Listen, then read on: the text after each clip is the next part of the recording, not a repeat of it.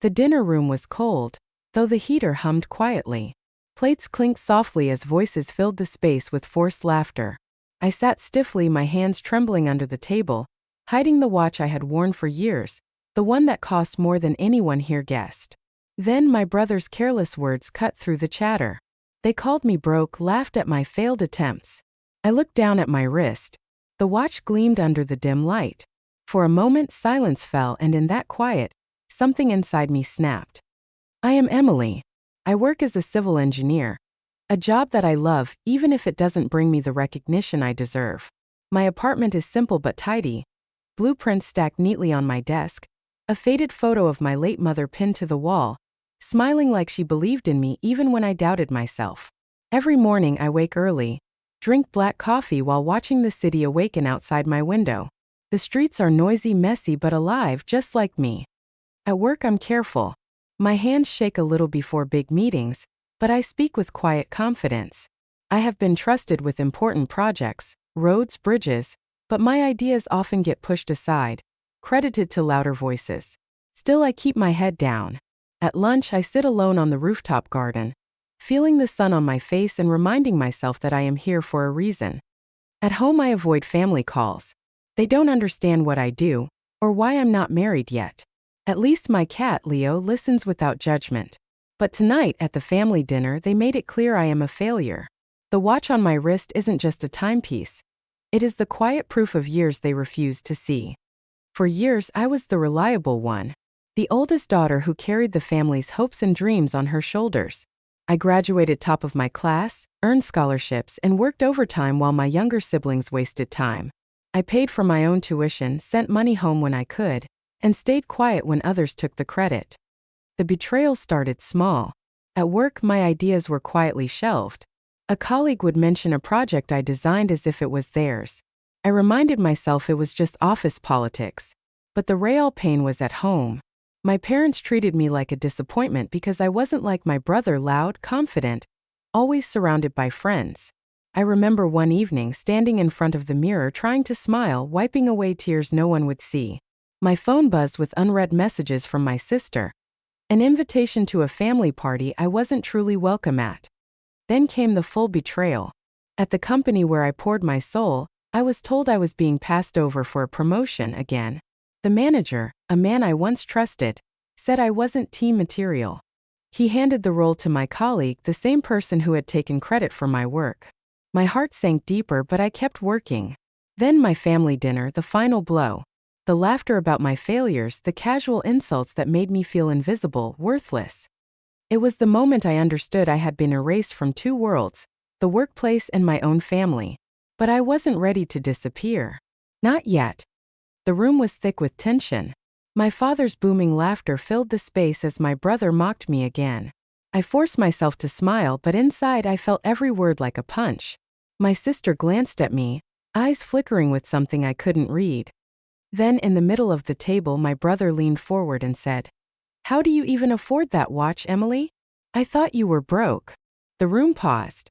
The only sound was the ticking of the watch against my wrist. My father's eyes landed on it. A simple, elegant timepiece with a history. It belonged to my grandfather. I had repaired it piece by piece after he passed. He looked at me, then back at my brother, the smile fading. I saw a flicker of respect in his eyes, but it was too late. The words had already stung. I bit my lip to stop it from trembling.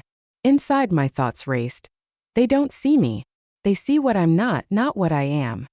Later, when the crowd thinned, my mother whispered, "You should stop trying so hard. Maybe you don't belong here anymore." Her voice was soft but crushing. I nodded quietly, swallowing the lump in my throat. At work the next day, the silence was worse. My manager avoided my eyes. A coworker smiled too wide when I passed. I knew they talked behind my back, whispers about my attitude problem, my lack of drive. My inbox was empty, my calendar clear of meetings. The weight of rejection pressed down on me.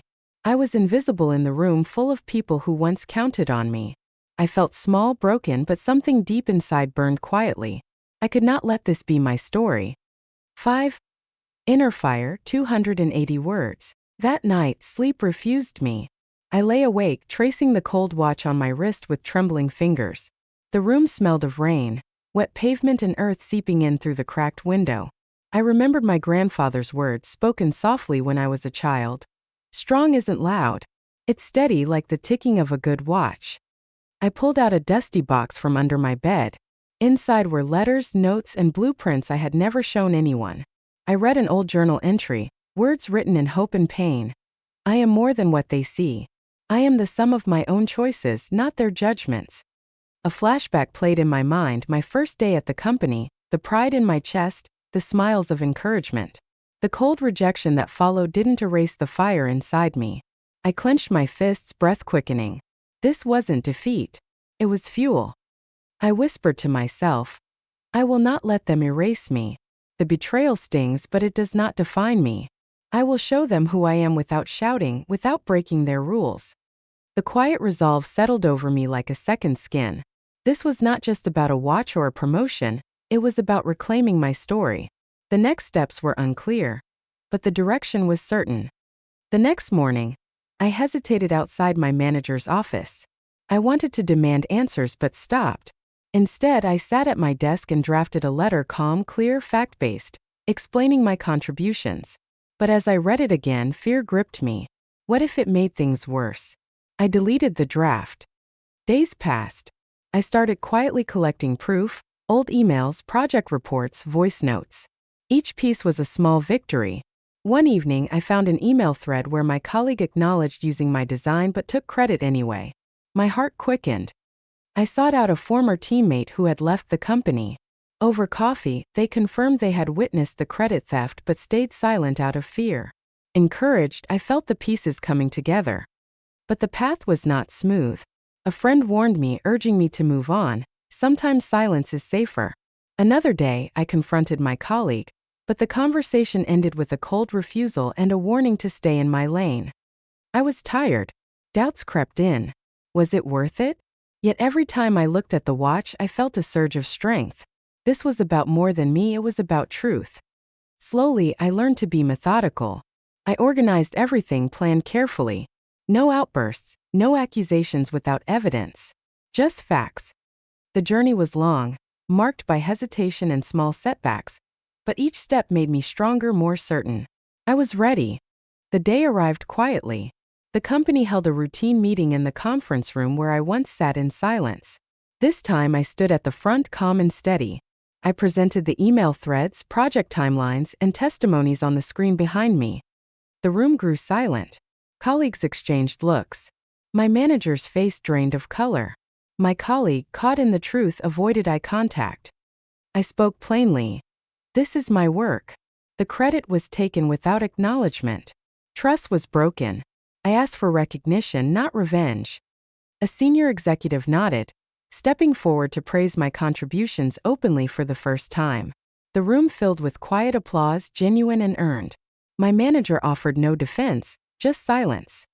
After the meeting, the colleague resigned without a word. The promotion was reconsidered. My name was finally on the project. It wasn't a shout of victory but a steady claim of what was mine. The truth settled like dust in a room after a storm. Undeniable, clear, final. I felt no joy in humiliation, only quiet satisfaction. Justice had arrived, not loud, not dramatic, but real. Weeks later, I sat alone at my small kitchen table, the city lights flickering through the window. Leo purred beside me. I felt lighter, as if a heavy weight had lifted from my chest. The watch gleamed softly on my wrist, a steady heartbeat reminding me of the journey. I reopened my journal and wrote simply, I am here. I am seen. I am enough. The old bitterness had softened, replaced by calm. I called my mother. Our conversation was quiet, but something had shifted. No accusations, just an honest exchange. At work, I smiled more.